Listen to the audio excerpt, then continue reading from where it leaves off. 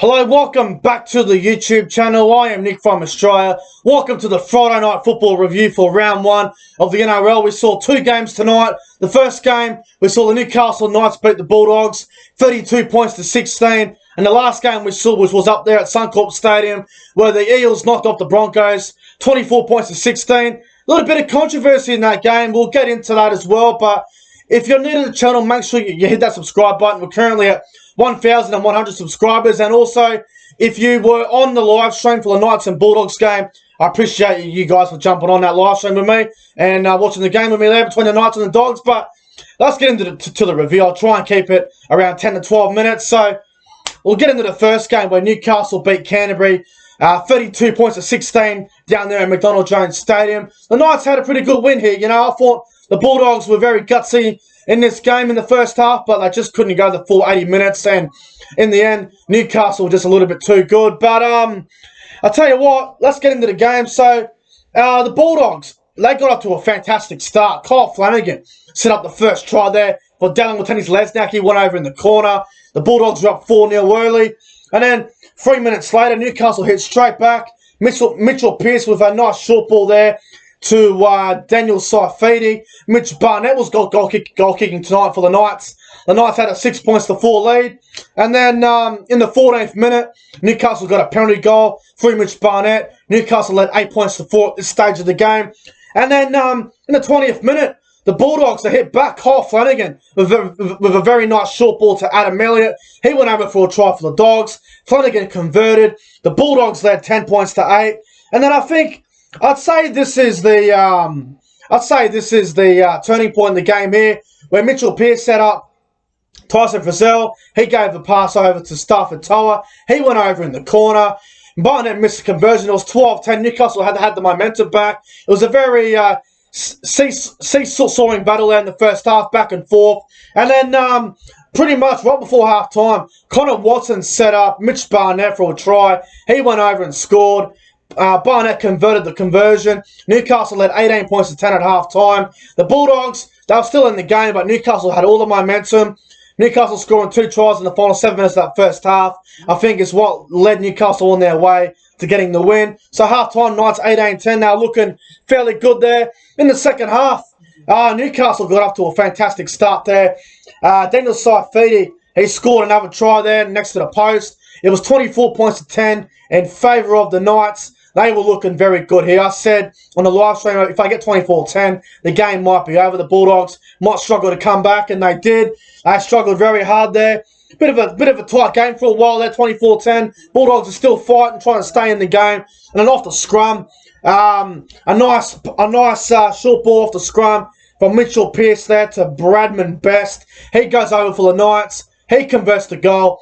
Newcastle lead 30 points to 10.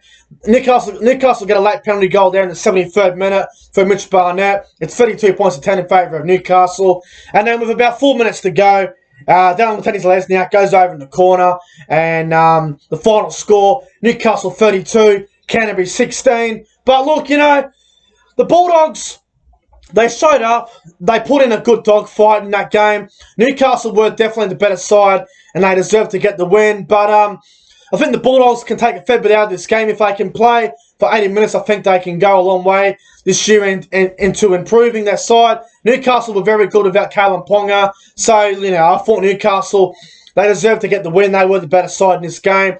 If I had to give my top 3 players on ground, there were 3 players that I was very impressed by. I'll go number 3, Mitchell Pearce. I thought he was fantastic. Number 2, Mitchell Barnett. He had a fantastic game. And number 1, my man of the match, Daniel Saifiti. He had an absolute blunder. He had a great game for the Knights. So he gets my man of the match for that one. Newcastle get the win, 32 points to 16. Now, the second game on Friday night. This game, the Broncos and the Eels. Now, the Broncos, they started this game absolutely brilliantly. Now, Parramatta in the first half, they were abysmal. They were disgusting. They made plenty of errors. They were in all sorts. But let me just say this, right off the bat. I kind of feel sorry for the Broncos. I thought they were a little bit hard done by in the second half by the refereeing. We'll get into it. Obviously, the try that Ferguson scored was a little bit controversial considering John Asiata was knocked out Normally when a player is knocked out, the referee stops the game. So I felt a little bit sorry for the Broncos there. You know, Asiata was knocked out cold. He had to get on the stretcher. And what ended up happening was Brisbane knocked it on, and then Parramatta, 2 sets later, ended up scoring a try. And Moses kicked the goal from the sideline. It ended up deciding the game. So a bit sorry for him there. And then Jake Turpin scored a try, which apparently was no try, which I still am a little bit iffy on. But let's get into the game. So in the first minute, the kick-off from Parramatta, the Broncos, they threw a forward pass, and I'm going, what on earth is going on? Is it New Year, same old crap, or what's going on here? And I'll give Brisbane credit. They defended for 10 minutes, and they looked pretty good there. But in the 11th minute, the first try came through David Mead. Scored a very good try in the corner for the Broncos.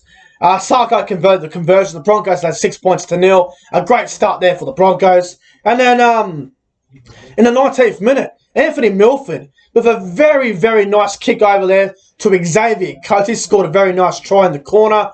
The Broncos had 10 points to 0 at this stage. Sarko missed the conversion. Broncos are looking very good here. 10-0 up, and I'm going, what on earth is going on? Parramatta are in all sorts here. And then Parramatta, they kept dropping the ball, and I'm going, what's going on? And then in the 33rd minute, Milford with an unbelievable cutout ball. I couldn't believe what I was saying from Milford. He had a fantastic game tonight.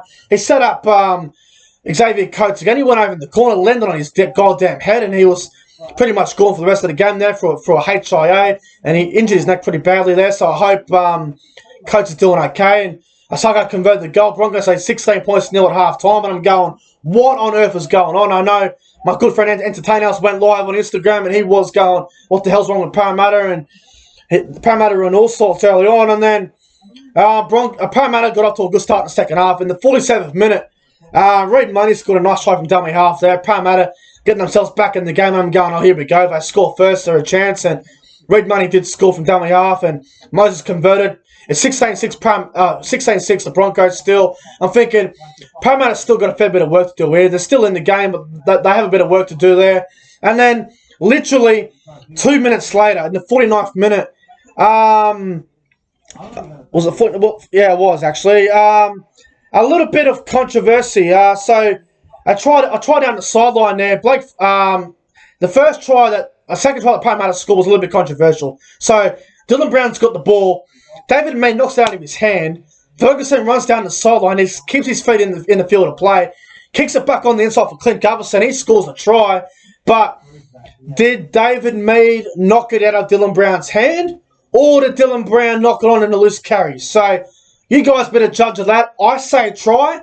I think that's a fair call, but I can understand people being upset about that. So anyway, Parramatta scored 2 tries in 2 sets. Moses converts the conversion in a 16-12 in favour of the Broncos. The Broncos are down to about 14, 13 men, 15 men, whatever. They had barely anyone left. And then this is where it gets very, very controversial. 56th minute. John Asiata is on the ground. He is knocked out. He is done. He is out. He cannot possibly get up and move. Brisbane playing with the football. They knock the ball on. Parramatta get the ball. And then when Parramatta get the ball, they stop the game. John Asiata is still out. He hasn't moved.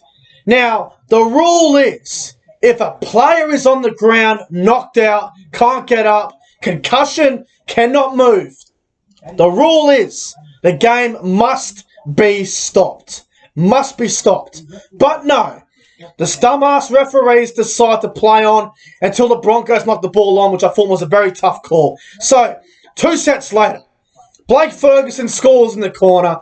Moses kicks the conversion. Parramatta lead 18-16. At this point of the game, I'm thinking, great. Brisbane are about to get robbed. And I'm thinking, yes, they led 16-0. I know it's a good lead. They should hang on to win the game at 16-0. But, come on. If a player is knocked out cold, the game has to stop. So the try shouldn't have happened. Parramatta shouldn't have had possession. A very tough call against the Broncos there. Parramatta take the lead. Very tough call against Brisbane. And then it gets a little bit more controversial. So, in the 60th minute, or whatever it was, 62nd minute, the Broncos make a run down the field. Milford runs. He passes it back into Brody Croft. He kicks it, which is legal. Play on. Jake Turpin dives on the ball. I think it's a try. I honestly thought it was a try. Now, Turpin got his hand to the ball first. Opacek hit it, but Jake Turpin still had pressure on the ball. He grounded it. He scored the try. The referee went upstairs to the bunker. They said no try. So I'd love to know why it was no try, because in my opinion, Turpin had the ball first. He did not drop the ball. He still had control of the ball. He grounded it. Why is it no try? So I thought it was a tough call there against the Broncos. I thought it was a try. I thought I had the lead and it was game on again. So a tough call there for the Broncos. And then pretty much Brisbane didn't really get much of a chance to score again. Milford had a chip and chase and it went too far. And Brisbane were buggered. They had no energy. I was waiting for a 2-point field goal, but they didn't really get an opportunity for that, unfortunately. So, and then at the end there, with about 20 seconds to go, Junior Paulo ran onto a nice pass and scored under the post, and Parramatta get the win, 24 points to 16. But let me just say this. Agree or disagree, don't need to go off your head about it. In my opinion, the Broncos were robbed tonight. They were hard done by. Yes, I know they led 16-0. I understand. But when you have a player that is concussed and knocked out cold, you're supposed to stop the game. 2 sets later, they score in the corner and win. I mean, what's going on there? It shouldn't have happened. Tough call, man. Very tough call. But look, at the end of the day, I thought there was a tough call against the Broncos. The referees are going to have some stuff to answer to on Monday. Graham Anderson is going to have a headache on Monday with all this. You know, Parramatta get the win. They were down 16-0. They come back to win. Good on Parramatta. Great comeback. But I feel Brisbane were a bit hard done by tonight. Let me know if you guys agree. But my top 3 players on ground for this game, I'm going to go... Number 3 is going to go to David Mead. I thought he was fantastic tonight. Number 2 is going to go to Isaiah Papali'i off the bench, over 150 metres. Thought he was fantastic. And number 1, my man of the match, is going to go to Reed Mahoney. I thought he was best on ground tonight. I thought he was fantastic for the Eels. So, you know, Reed Mahoney's my man of the match. But look, guys, anyway, if you enjoyed the Friday Night Football review, make sure you guys go ahead and like, comment, and subscribe to the channel. Let me know in the comments below. Do you think the Broncos were robbed tonight? Were they hard done by? Let me know in the comments below.